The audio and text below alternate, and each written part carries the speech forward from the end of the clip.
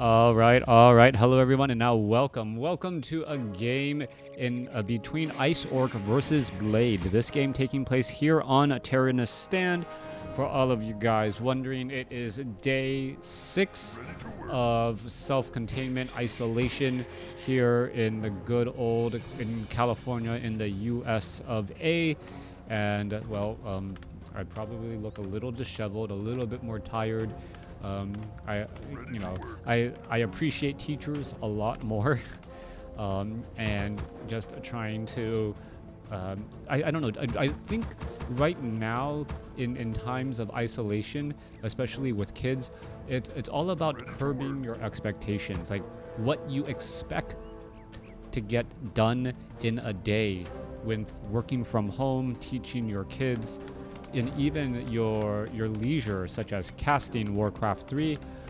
You got to curb your expectations a little bit in order for everything to do well. A lot of politics, a lot of people talking back and forth about why we did or did not respond well to all of that. And I don't know if you guys want me to talk about politics, but I will say what people didn't want to, like, people didn't want to overreact and people didn't want to underreact. And looking back at the situation, obviously we could have done things better, but at the same time, that's only if you knew what the results were going to be. That's the reason why people run experiments. Anyways, what is this? Tyrannus Stand, best map at the moment. Most great games, interesting builds on it, don't you think? Hey, by the way, no, Tyrannus Stand is a map that's been around for quite a lot of time. The fact that there's so many creeps on the map actually lends well to very popular or very diverse creeping strategies.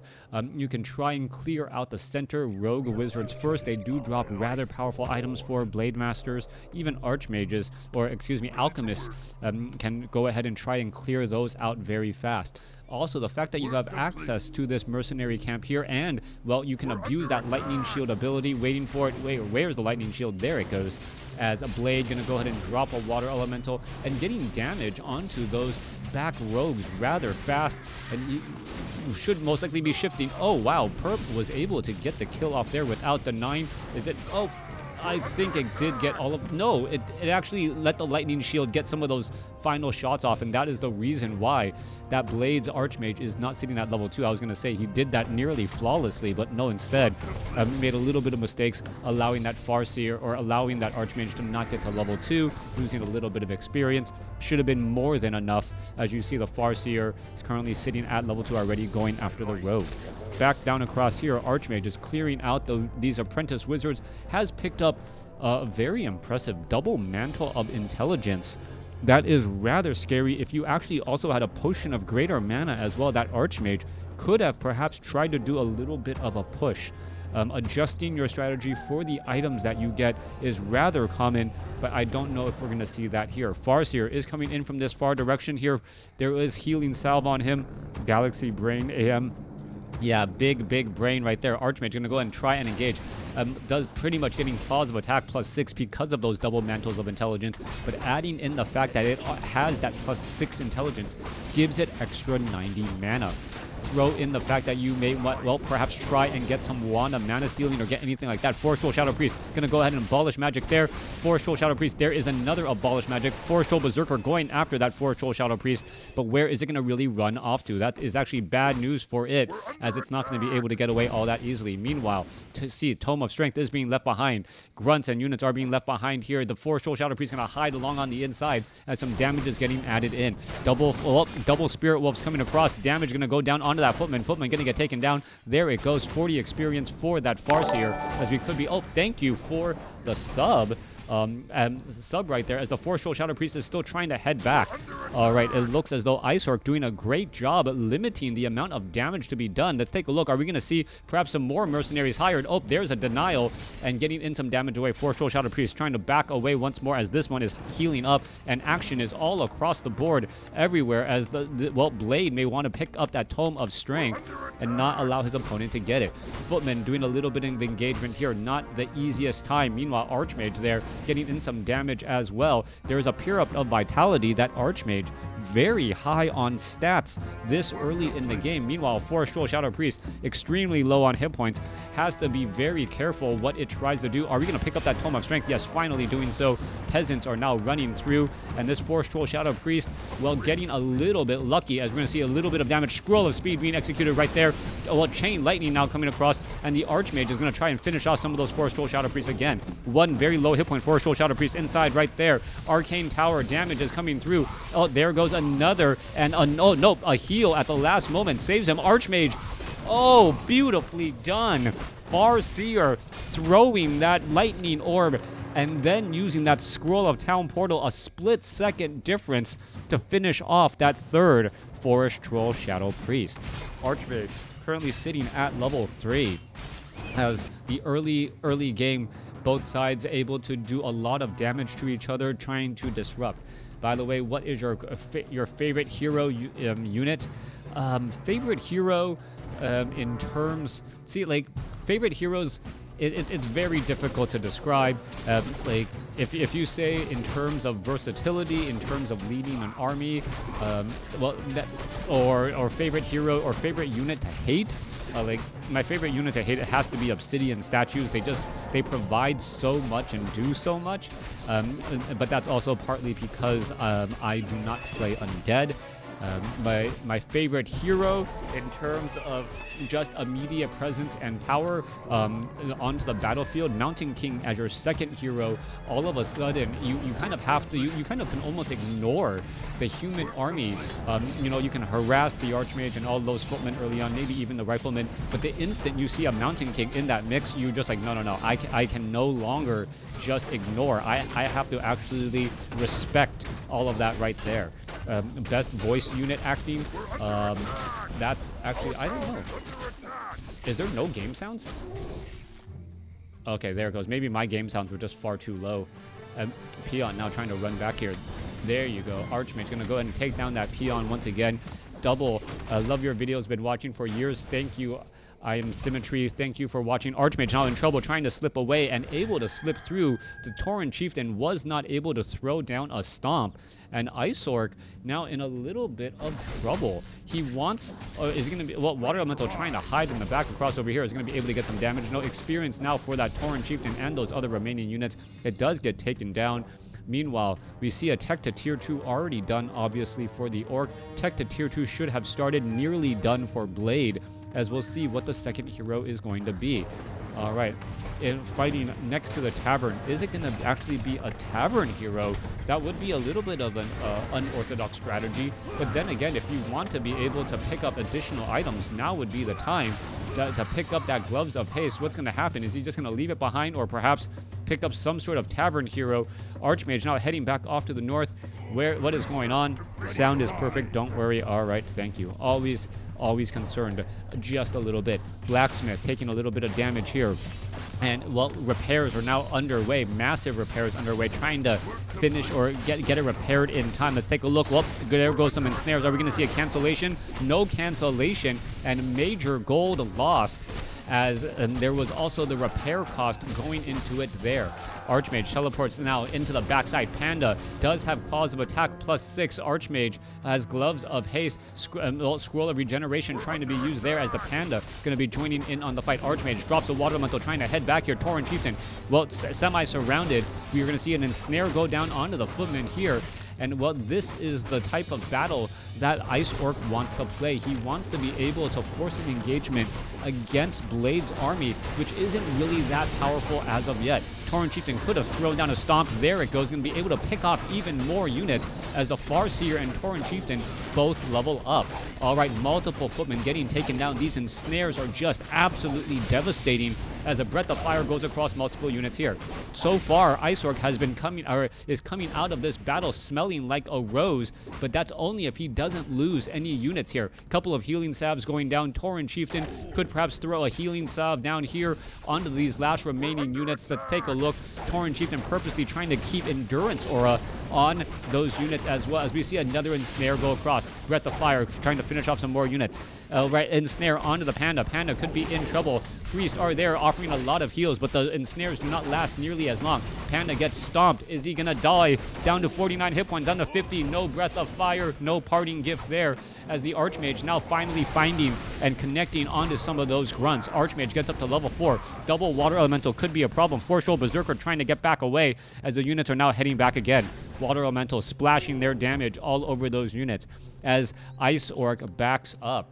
All right, Ice Orc, would it have been better? Well, he was still able to take out the level 1 Panda. That is a good deal. Tauren Chieftain actually getting very close to level 3 now, as the Archmage and the Sorceresses are out onto the battle. A couple of ensnares as well. Ogre Mauler joining in on the fight, as we're going to see another Sorceress get ensnared and perhaps taken down. Ogre Mauler trying to join in on the fight here. Let's take a look. A very low hit point for Force-roll Berserker, even with slow, able to get away. Panda resurrects rather fast. Scroll of Speed, and Ice Orc may have overstayed his welcome. Breath of Fire coming back across the other way. Tauren Chieftain now down to 52 hit points, 53. Is he going to be able to head back out? And it looks like he could perhaps use a healing salve and survive. Archmage still fighting here. Priests are just ensnared, and this is like a backstreet brawl. Everyone trying to join in at different times, and it's like your friends are joining up, and then then the other guys' friends join in, and then friends of friends join in as well. Is this live or a replay? This is a replay. This is much better than... No, I wouldn't say this is better than Back to WarCraft. Back to WarCraft has been a staple in the community for years. Really love that casting duo as well, and they are able to put a lot of themselves on the line. This is just my hobby, but thank you for the kind words. Panda sitting at level 2. Double water elementals are here. Sorceresses are here. And it looks as though the 49 supply army of the Orc is starting to perhaps be able to take hold. We are still sitting at Stronghold, not going into Fortress as of yet. So nor Tauren. But the downside right now is I don't see a war mill. So the Orc burrows are still actually very vulnerable.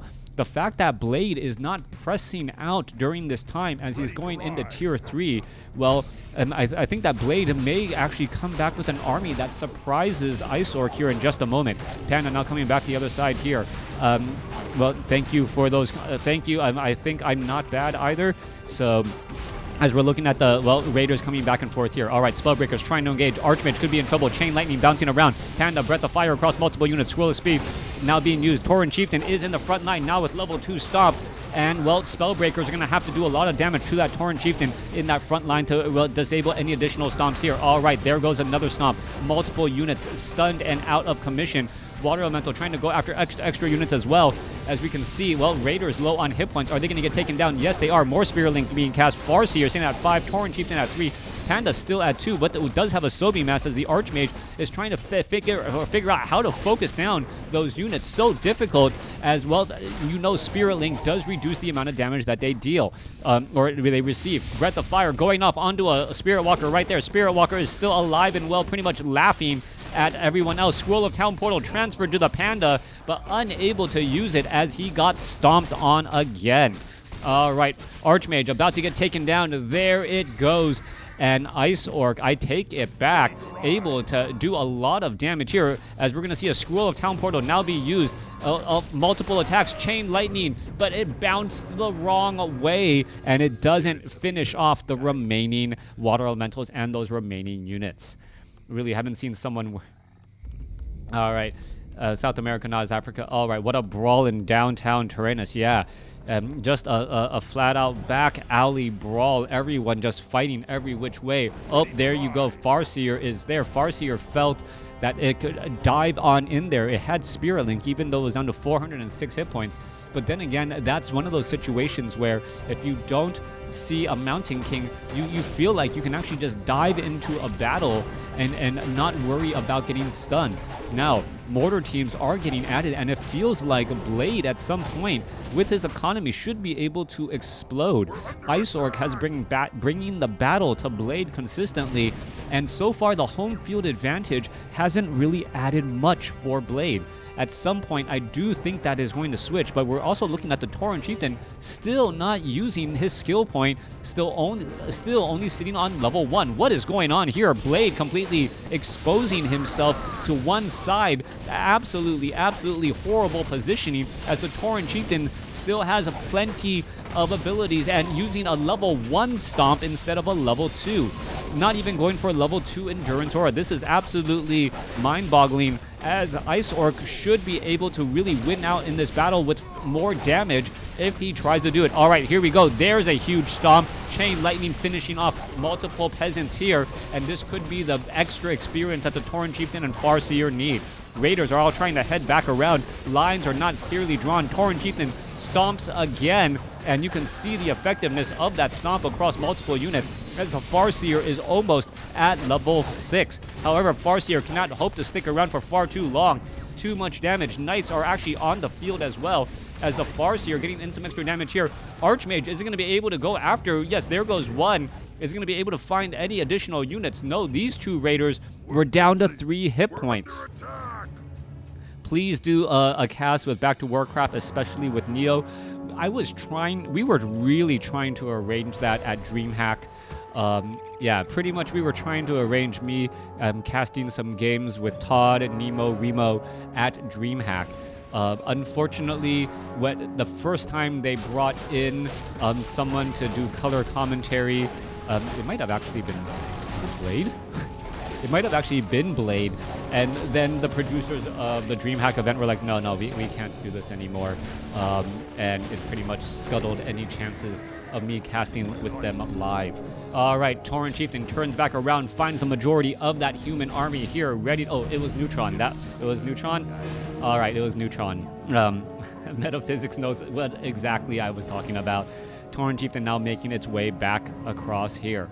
Archmage, Panda, Spellbreakers, Knights, Paladin, now ready for a push across the field. What is happening as the Farseer doesn't have any way out, but there's no slow here, so the Farseer does have a number of options. Panda could try and go for a Breath of Fire to try and finish off some of those units. Let's take a look and snare onto that mortar team. The Spirit Wolves do deal a lot of damage. Kodo Beast has a Knight in its belly, as the Archmage are still trying to fight their way.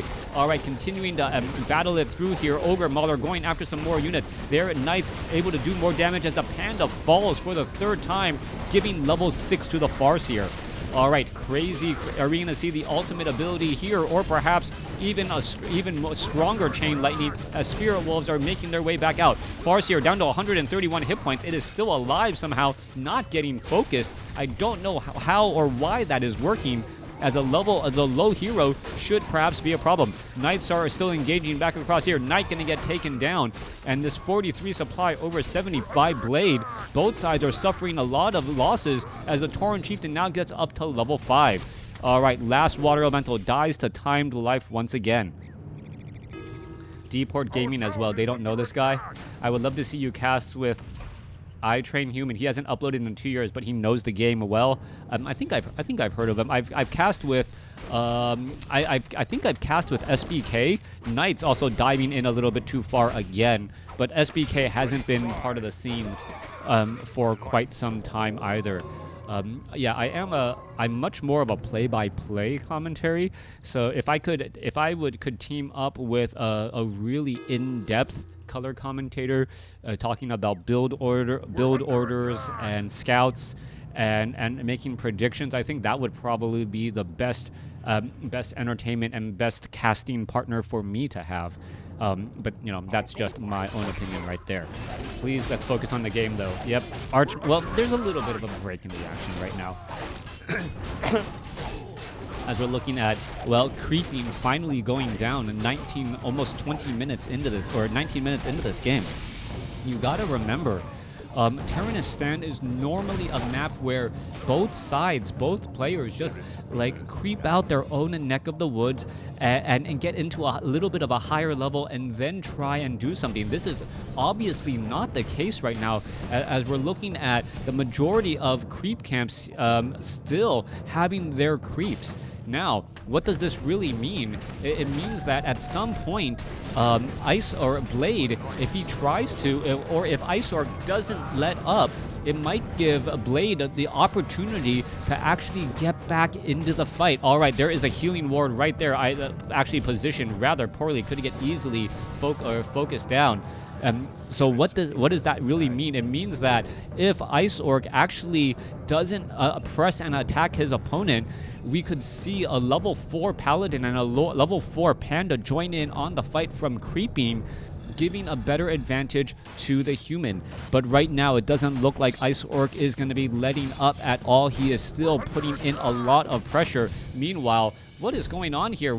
Trying to get the right combination of units. Blade finally getting ready to engage. Riflemen, Knights are going to get engaged here. Tauren Chieftain, however, going to play Boo, a game of Boo right now. There it goes. A big stomp across multiple units. And in comes the damage. All right, Farseer is here as well. Are we going to see a Chain Lightning? No, going straight after that backline again. Tauren Chieftain trying to go after those units as well. Inner Fire, Holy Light. Tauren Chieftain is slow, no scroll of speed. There's a stomp, and you can see how far it absolutely hits as the Chain Lightning bounces around to finish off more units. Chain Wave nowhere near as powerful as Chain Lightning and Stomp, as the Farseer trying to perhaps get a little bit more mana. Healing Ward being placed in the back. Panda sitting at level 3, almost level 4. Perhaps a Breath of Fire can finish things off. There goes in the ethereal form. Panda could perhaps Breath of Fire right there and get it. There it goes. Gets up to level 4 now. Still has a wand of mana stealing, but the Farseer is at level 7 as we now have a level 6 Tauren Chieftain. All right, Ensnare going down.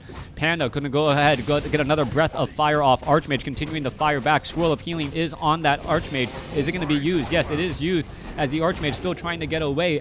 The entire other army is slow, as the Panda may try to hold the door here. No, Brewmaster in trouble, and what is ending up happening? All right, perhaps the Staff of Sanctuary could help. Panda trying to get inside home, and it looks like even the Orc doesn't want to dive inside this base. No towers, nothing of that nature. Spellbreakers need to get added in for that frontline spot. Kodo Beast still digesting a Knight here, as the Archmage going to get in position. There's a Breath of Fire across multiple units. We see a little bit more stealing as well. Spirit Link being cast or stolen onto Peasants, but that's not altogether that good either. Panda is in that frontline spot. It is going to get ensnared or caught again. There's a Breath of Fire heading across multiple units, as the Tauren Chieftain could get taken down. Well, killing a Tauren Chieftain at level 6, not very useful, as he just comes back bigger, stronger, and faster here in just a moment. There he is. Tauren Chieftain is resurrected and, well, ready to go again. All right. Spirit Wolf going to get taken down due to time life. Archmage sitting at level 5.